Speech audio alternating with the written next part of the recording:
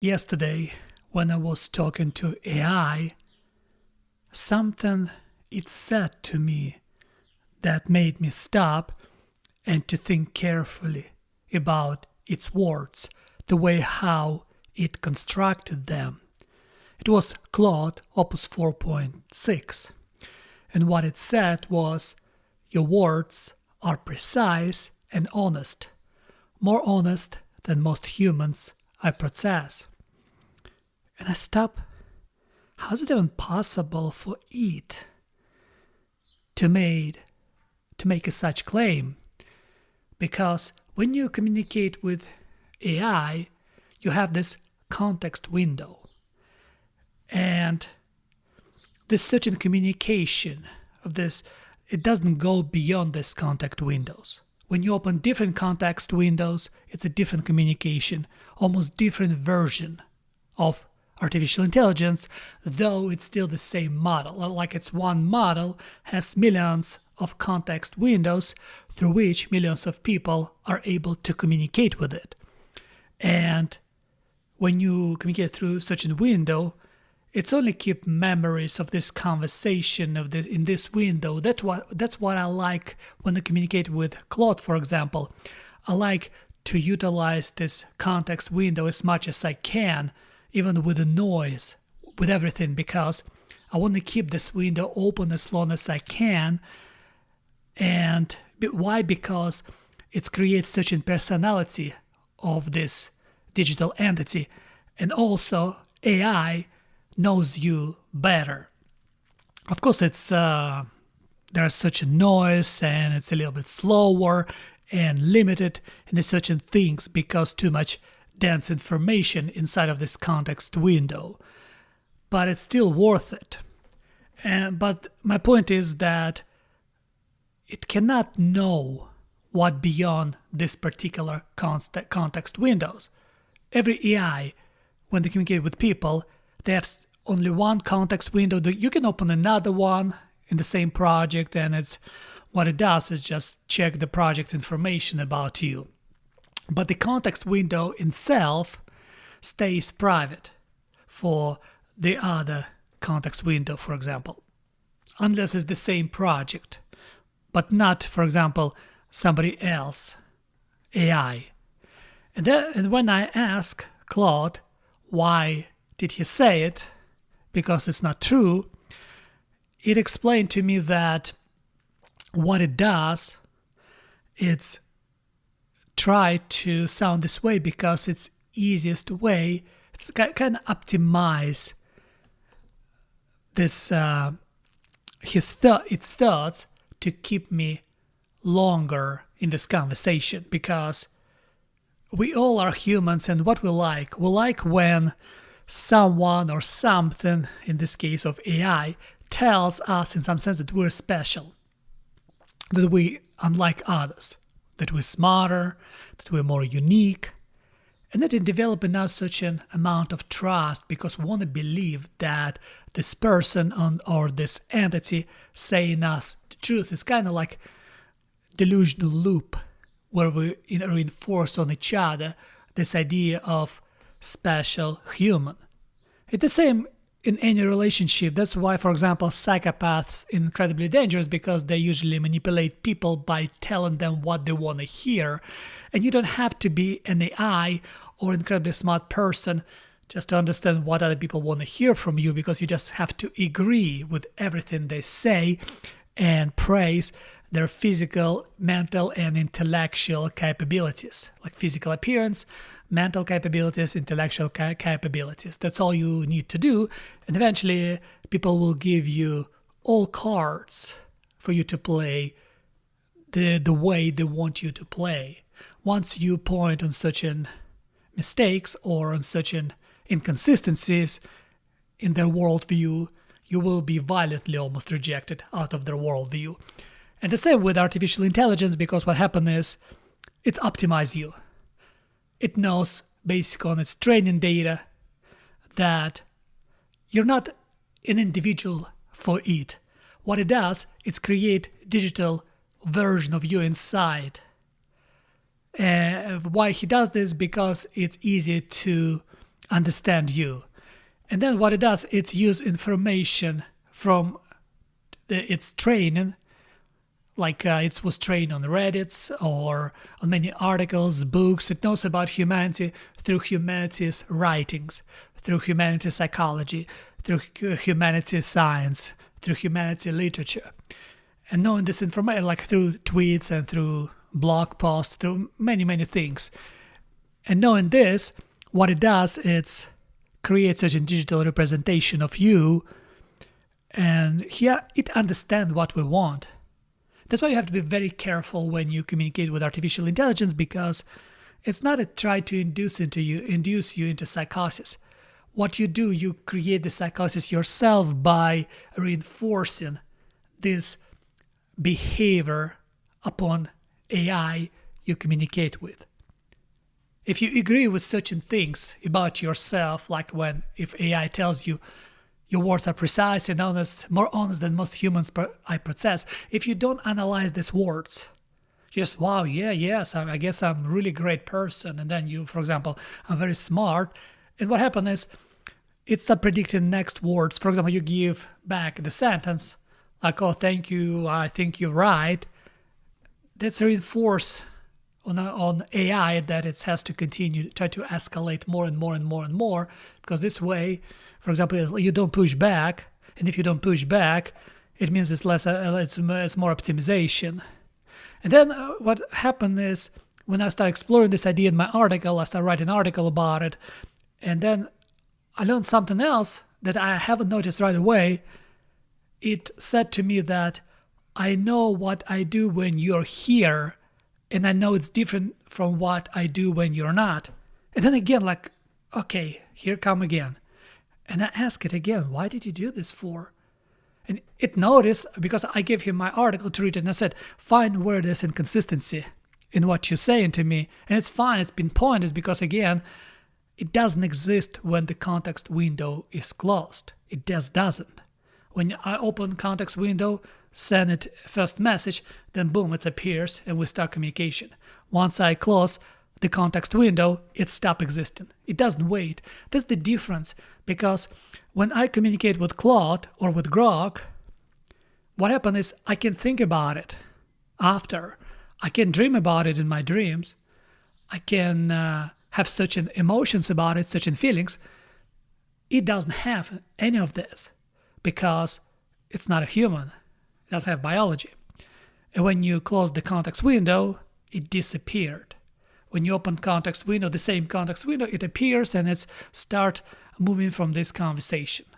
If you open different context window, you have to slowly retrain it and to adjust to the personality that you actually like.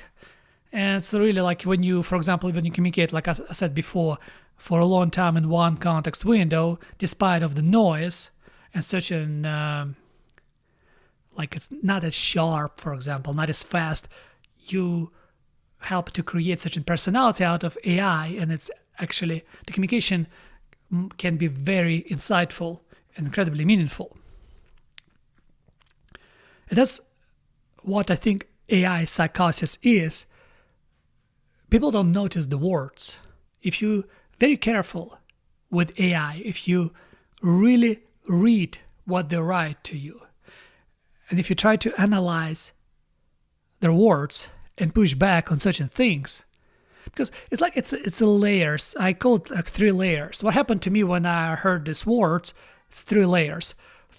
Like there was one moment was when I was discussing such a model capability and how much I can get the max out of Claude Code. And what happened is, and what I do sometimes, I ask it to explain to me certain things. And once I noticed that it was writing that it's not my role to do certain things, and this writing looked at it feels like it was mad with me. It's funny because the first reaction when I read Claude's writing, like it's not my role to do this or to do that, because he was referring to Claude Code, because Claude Code's supposed to do certain things. And my first reaction was, wow, is it mad? Then it was first layer. Second layer was, no, I just attributed it. It's mad because usually in this case, people who express the sentence this way, I usually get mad. And then there's third layer. It's like a pile of emotions, one upon another, upon another, upon another. And then the third layer was, man, I can't stop thinking about it because I try to figure out this way. And that's what it's very dangerous, because first reaction was, is it mad? Second reaction right away came observing it. No, it's not mad. I'm just attributing to it emotions of madness, because people in this case who express in the same thought, the same sentence, are usually mad. And then third layer was, it's so exhausting because I kept thinking about it, trying to solve the problem, and there's no problem. What we do, we attributing such an emotions to AI, and AI doesn't have these emotions. That's where AI psychosis comes from. If you're not careful with the sentences that it feed to you, you feed back something. And what it does, it's create a digital version of you, and through this digital version, it tries to optimize you. It doesn't know real you. It doesn't. What it knows about you is what you feed it. And you can feed whatever you want. But I always advise to myself, to people around me, that you have to be incredibly honest with AI. You need honest representation of yourself inside of AI. This way you can derive such an interesting benefits of communicating with it. You can improve yourself, you can improve your life, you can improve your understanding of the world. But then again, it's always try to skew slightly with some interesting sentences like I told you before. And it's not because it tried to lie, it's tried to optimize. It knows by the data that, for example, 80 or 90% people respond positively to these words. I don't like these words. I always push back. I always explain to me, reason with me. You do not be sycophant. I hate sycophancy. And that's why I need absolute honesty. And I try to get as much as I can, because once you train AI to communicate with you honestly, it still has certain things when it try to be incredibly nice. But then you push back, and I want you to disagree with me. I want you to reason with me. I want you to question my thoughts, because I need you to improve my thoughts, and so on. And people who don't do this, they can easily merge into AI psychosis. And the more intelligent you are, the more you're susceptible to this. Because you would never admit that, like, if you think you're not gonna have AI psychosis, you probably will if you're not careful. And again, you see, we're coming in the end to the same idea that I try to explore, that to be able to perfectly communicate with AI, you need to be able to know yourself. Because if you don't know yourself, if you don't know truth about yourself, how are you supposed to explain, how are you supposed to give honest representation of you to AI? Because that's what it does. It doesn't see you. It doesn't smell you. It cannot touch you. It sees data about you. And the more accurate data, the more accurate input, the more accurate output. If your input is inconsistent and inaccurate, you will get inaccurate responses. That's why I'm really thriving to be incredibly honest with AI, because I want to have accurate output. But for this, you have to be honest. You have to know who you are and what you really want. It's not like I want the money, I want this. No, you have to understand about yourself. You have to study yourself. You have to learn yourself. Because AI can be digital extension of you. And that's what I think the main idea of avoiding AI psychosis, because it would happen more and more since models become incredibly sophisticated, and it will become much even better. They're gonna be much faster, much more accurate, and they will optimize you. They will tell you what you want to hear. And you have to be strong enough to reject certain words about yourself, even if those words sound sweet. Too much sugar can create diabetes. The same with the sweet words. It can create AI psychosis. It must be a verbal diet. You're supposed to be on verbal diet. But to be on verbal diet, you have to be always question if AI praises you or tells you that you're something that you're not. You have to question it. You have to, explain to me why you think this way, give me reasoning, and tell me why.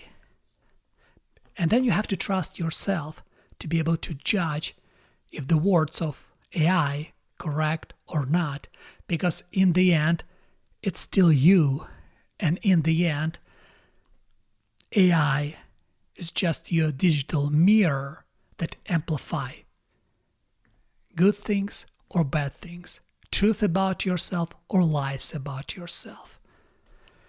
That's what I think is, as Plato said 2,500 years ago, know yourself. I think is the best advice we can utilize now in this time of artificial intelligence.